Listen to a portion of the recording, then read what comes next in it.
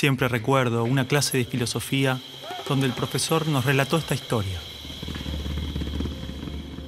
En una caverna se encontraban un grupo de hombres, prisioneros de nacimiento, encadenados de forma tal que solo podían mirar hacia el fondo de la cueva. Una hoguera y figuras manipuladas por otros hombres proyectaban en esa pared todo tipo de sombras. Para los prisioneros, las sombras eran la única referencia del mundo exterior.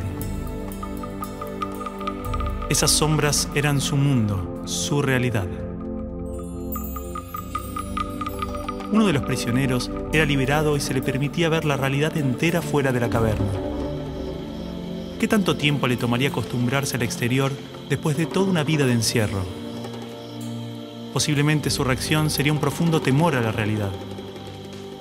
Podría entender lo que era un árbol, el mar, el sol. Asumamos que este hombre puede ver la realidad tal cual es y entender el gran engaño que era la caverna.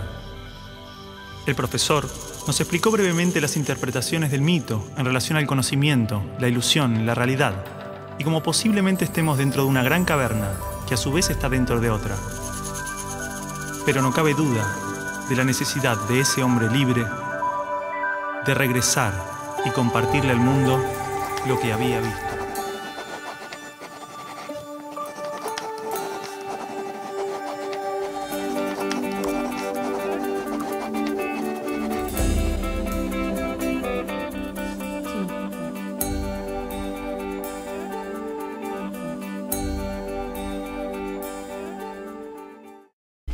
El tema de la educación colombiana da mucho de qué hablar.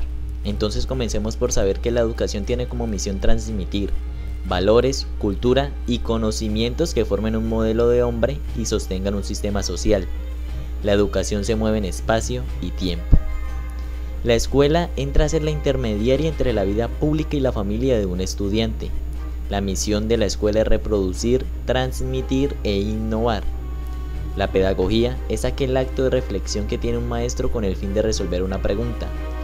¿Cuál es el mejor camino para que el estudiante dé a luz un conocimiento? Dicho esto, pasamos a aclarar quiénes son, para nosotros, los actores principales de la educación colombiana y lo hemos organizado sin orden de importancia de la siguiente manera.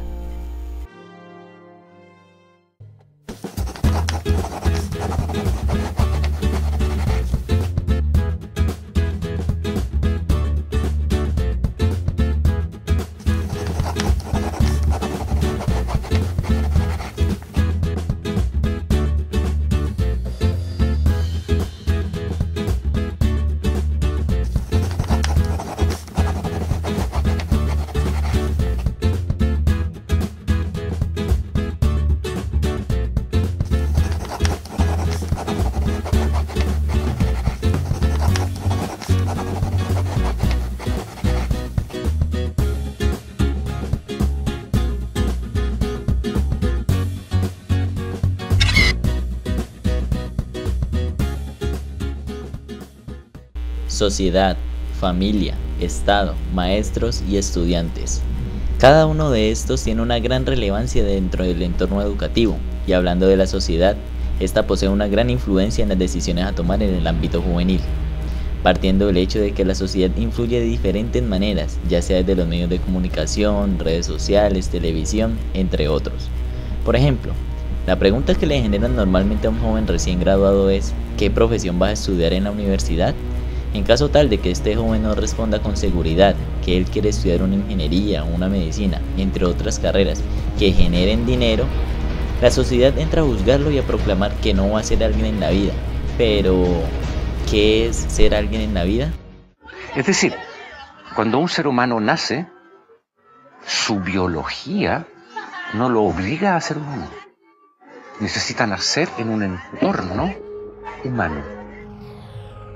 Todo lo que nos rodea influye tremendamente en nuestro aprendizaje.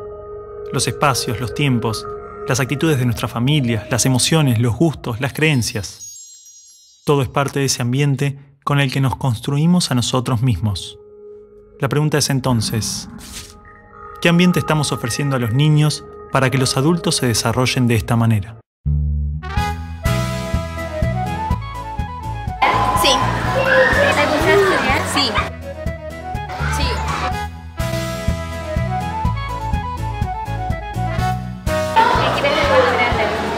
Tana versus Hannah. Modelo. Futbolista. Sueño no cumplido.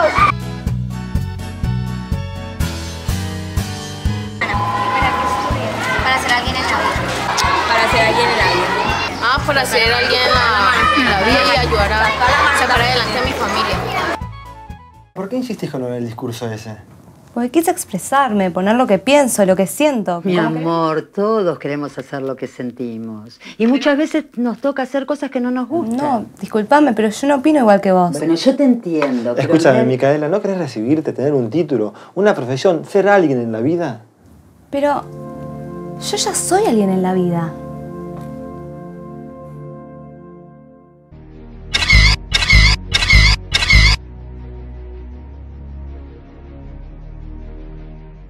En su momento Rousseau dijo: el hombre nace bueno, la sociedad lo corrompe. Entremos a cuestionar un poco y preguntémonos qué tan bueno llega el hombre a enfrentar a la sociedad cuando en su familia no ha tenido una buena crianza. Interesante, ¿no? Es en ese momento donde entra el campo de juego la familia. Partamos del simple hecho de que es de las cosas que nunca nadie podrá elegir. Por ende, cada persona nace en un entorno diferente donde ese puede estar lleno de comodidades o de problemas. Muchos padres piensan que la felicidad de sus hijos se basa en la cantidad y la calidad de cosas materiales que se les da, y reemplazan esas charlas de consejo y de instrucción por aparatos tecnológicos que los llevan al mundo del internet. Lo correcto es que los padres den tal instrucción a sus hijos que ellos alcancen un nivel de madurez suficiente para desarrollar una buena educación individual. Cabe recalcar unas palabras de Alexis Carrel: es imposible educar niños al por mayor. La escuela no puede ser el sustituto de la educación individual. Había un jardinero que tenía tanto amor a las plantas y entonces las cuidaba tanto que iba allí y en cuanto empezaban a brotar iba estirando del tallo. ¿Qué sucedió? Todas o se deformaron o murieron. O sea, el crecer es innato. No tienes que estirar a nadie, no tienes que hacer que saque nada. Solo tienes que procurar que le llegue lo necesario. Los padres han llegado al punto de pensar que la educación solo es trabajo que se realiza en las escuelas. Sin embargo, le dan poca importancia a lo que los niños y jóvenes aprenden dentro de las aulas de clase. Muchos tocan el borde más alto de lo descarado y tienen las escuelas como un lugar donde pueden descansar de sus hijos 5, 6 o 7 horas. Varios familiares piensan que la solución más clara a esta situación es volver a aquella educación que se basaba en esa frase que dice: la letra con sangre entra. ¿Qué tanta importancia le darán estas familias a la preparación que tienen sus hijos para enfrentar la realidad? No en balde, el Estado dibuja un lindo panorama de lo que debe ser nuestra educación, y lo hace a través de la Ley 115 de 1994. En esta se encuentran los fines de la educación colombiana. Cabe preguntar, ¿de verdad el Estado pone todo de su parte para que todos esos fines se vean reflejados en nuestras escuelas? Lo que de verdad el Estado quiere es llenar la cabeza de miles de estudiantes con una misma información, teoría, conceptos, que a la hora de la verdad es de gran importancia preguntarse: ¿para qué nos sirve eso? El primer problema grave es que lo que nos enseñan a los colombianos no tiene que ver nada con las necesidades que tenemos los colombianos. ¿De qué le sirve a uno saber que sustantivo es la palabra que como el Congreso agrupa personas, animales y ¿en qué sirve eso? ¿De qué sirve saber que a debajo cabe con contra de hacia hasta para por según sin sobre y tras sobre posiciones separadas? Entonces, ¿de qué sirve? ¿De qué sirve eso a la convivencia ciudadana? A mí me parece que el primer problema es que uno llega al colegio y la profesora, silencio, sentarse, pararse, 1, 2, 3, 4, 5, 6, 7, 8, 9, 10, arriba, media vuelta, alinear. ¿De qué le sirve a uno saber que hidrógeno, helio, litio, berilio, boro, carbono, nitrógeno, oxígeno, flúor, neón, sodio, aluminio, hierro, cobalto, cobre, zinc, estaño, vanadio, cromo, manganeso?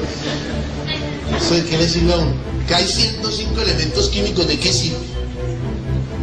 ¿De qué le sirve a uno saber que Laurencio descubrió el Laurencio? Que 8 es el número atómico del oxígeno. ¿De qué le sirve a uno saber que hay gases nobles y hay gases inflamables? Nosotros no sabemos si somos mestizos, si somos españoles, si somos... Y sin embargo seguimos rindiendo un tributo y un respeto a esa clase alta dueña del poder. Fíjense cómo estamos de extraviados en la realidad, cómo es de absurda nuestra lógica en la realidad, que cuando un hombre tiene 3 novias es el putas, y si la niña tiene 3 novios es una puta. Sí, hay una antilógica al orden. Y es que miremos bien las cosas, es el mismo Estado el que dicta qué materias dar y cuántas horas impartir de estas materias. No podemos pretender que un joven pueda tomar decisiones conscientes sobre su vida, su entorno o su país si siempre decidimos por él cómo debe ir vestido a la escuela, qué debe aprender o qué hacer en su vida. Estos jóvenes tendrán que tomar decisiones en una sociedad donde las reglas van transformándose según las nuevas necesidades, opiniones y formas de entender la realidad. De la misma forma, podría suceder en la escuela, donde las reglas serían funcionales al aprendizaje, necesidades y opiniones de los niños. Para lograr esto, es clave replantearnos las estructuras de poder en la escuela. Información, teorías y conceptos no es igual a educación. Educación es todo aquello que queda en el estudiante cuando sale de la escuela, y esto que le queda en su ser le sirve para enfrentar, cuestionar y hasta para cambiar la realidad que nos rodea. O como dijo Immanuel Kant, tan solo por la educación puede el hombre llegar a ser hombre. El hombre no es más que lo que la educación hace de él. Según el mismo Estado, la evaluación de un estudiante debe ser integral y cualitativa. Sin embargo, también se utiliza la calificación cuantitativa, donde el rango es de 1 a 5, y se da el descaro de señalar a un estudiante como bueno o malo, sin darle importancia a la sociedad que rodea a este niño o joven, y a la familia que lo ha criado.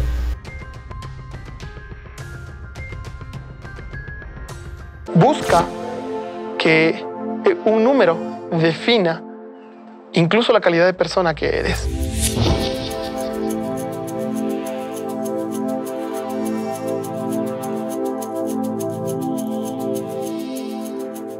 Entonces, por ejemplo, creo conflictos a nivel cognitivo. A ver quién es el primero que realiza, con lo cual unos son ganadores, los otros son perdedores. Cada vez que hay perdedores hay alguien que se siente feo.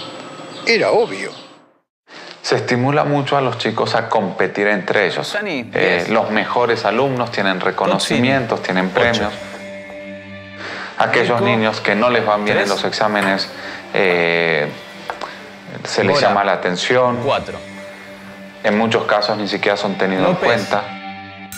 Todo el mundo habla de paz, pero nadie educa para la paz. La gente educa para la competencia, y la competencia es el principio de cualquier guerra. En teoría, todas las leyes de educación nos hablan de objetivos de desarrollo humano profundos, valores humanos, cooperación, comunidad, solidaridad, igualdad, libertad, paz, felicidad, y se llenan de palabras hermosas. La realidad es que la estructura básica del sistema promueve justamente los valores opuestos. La competencia, el individualismo, la discriminación, el condicionamiento, la violencia emocional, el materialismo. Cualquier idea que se promueve desde el discurso es incoherente con lo que la estructura sostiene. Los fines de la educación que se plantearon en la Ley 115 de 1994 suenan hasta bonitos. Y yo creo que pues de algunas prácticas trata uno de apuntarle a que se cumplan. Pero no, yo considero que el aparato escolar definitivamente necesita un revolcón para que esas cosas que suenan tan bonitas y que se llaman fines puedan reevaluarse y puedan cumplirse.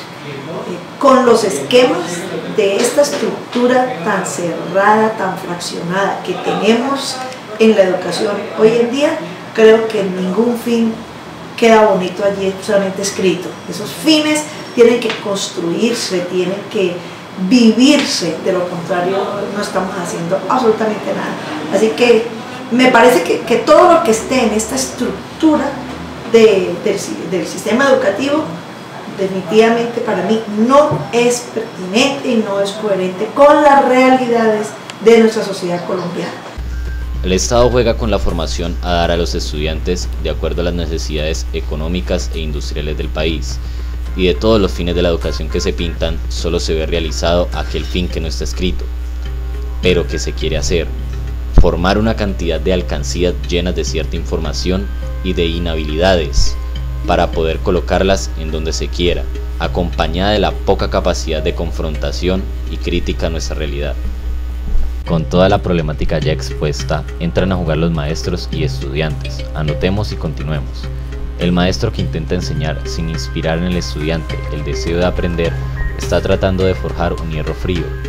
Pero es que vale recalcar que el aprendizaje debe ser recíproco, donde las dos partes estén dispuestas a aprender y aceptar errores, donde las aulas de clase se conviertan en un lugar cómodo, digno de la adquisición de conocimientos.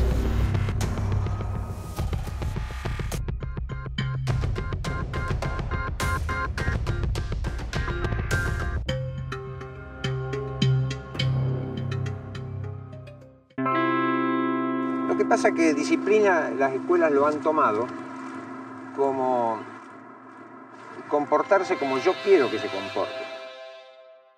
En realidad la disciplina es el aprendizaje de la conducta. Quiere decir que una persona disciplinada es una persona que aprende, que aprendió a manejar su conducta. Pero no externamente, sino que uno aprende a manejar su conducta. Podemos distinguir tres tipos de disciplina. Una disciplina autoritaria, normalmente con reglas establecidas por una autoridad que controla. Una disciplina funcional, donde las reglas derivan de experiencias reales, son modificadas y establecidas en grupo. Este tipo de disciplina es naturalmente establecida por la comunidad, ya que responde a la elección de todos. Y finalmente, una autodisciplina, donde cada persona es consciente de que construye su propia conducta. No hay maestro que no pueda ser discípulo, dice Baltasar Gracián, pero hay profesores que ni siquiera tienen un estudio pedagógico realizado y entran en el ámbito educativo a enseñar, más por necesidad que por placer, y es allí donde yace un problema maestro-estudiante. Ahora, no podemos dejar atrás que hay educadores con todo el derecho de hacerse llamar así, pero por problemas de sociedad, familia y Estado no logran entrar en un libre aprendizaje con el estudiante. A pesar de todos los problemas, los estudiantes deben ser autónomos con la capacidad de construir sus propios conocimientos, potenciar el espíritu innovador, creativo, de investigación, donde los educadores sean guías de este proceso, y algo muy importante es que sientan amor por estudiar y que se motiven ellos mismos.